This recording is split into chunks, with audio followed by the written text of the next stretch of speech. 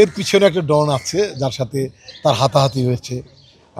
বিভিন্ন চিত্র দেখি আমরা, পাওয়া যায়। তবে এটা কিন্তু তদন্তে লাগবে আলটিমেটলি। তার সম্পৃক্ততা, তার স্বীকারোক্তিমূলক জবানবন্দি যদি কেউ দেয়, এটা তাহলে লাগবে। আমি বিশ্বাস করি যে এইবার যেভাবে ধরা হয়েছে, এইভাবে এর আগে মামলাগুলো বোধহয় রুজু হয়নি। এবার খুব স্ট্রংলি হয়েছে। এবার ডেফিনেটলি ক্লিয়ার হয়ে যাবে যে সেই খুন হয়েছিল নাকি আত্মহত্যা করেছিল। এটা আসলে এর আগে অনেক তদন্ত হয়েছে বিষয়টা নিয়ে।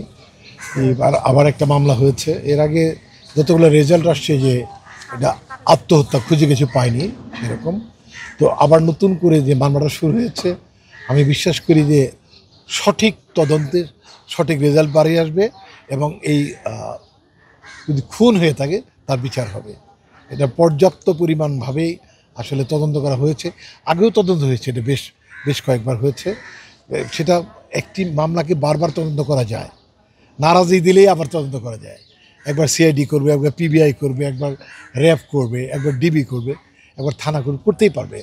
তবে যেহেতু একদম প্রত্যাশিত মানুষ, এই দেশের ইতিহাসে, পৃথিবীর ইতিহাসে একটা নায়ক মারা গেলে এতগুলো মানুষ আত্মহত্যা করে না।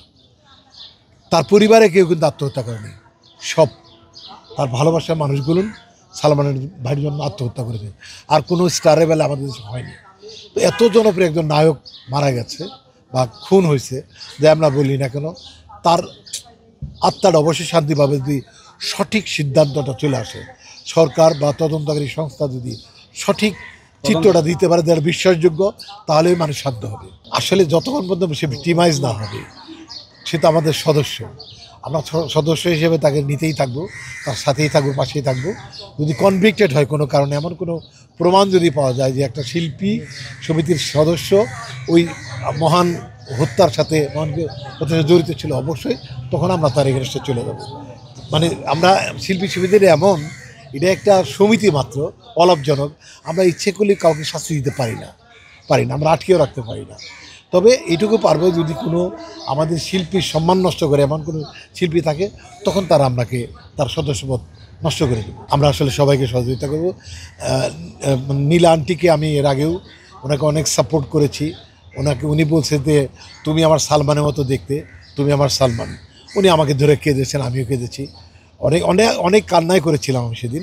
অনেক কষ্ট লেগেছে। একজন সন্তানহারা মা সবসময় ঠিক কথা বলবে তাও কিন্তু না, অনেক সময় ইমোশনালি উল্টাপাল্টা বললেও সে কিন্তু মা। তো তার আত্মার শান্তির জন্য আসলে সরকার ক্লিন একটা সমাধান দিক, সেটা প্রত্যাশা শিল্পী সমিতির পক্ষ থেকে আমার। এটা আসলে শোনা যায় যে মানে ডন, কয়েকজনের নাম শোনা গেছে। আমাদের ডন অভিনেতা ডন না, এর পিছনে একটা ডন আছে যার সাথে তার হাতাহাতি হয়েছে। বিভিন্ন চিত্র দেখি আমরা, পাওয়া যায়।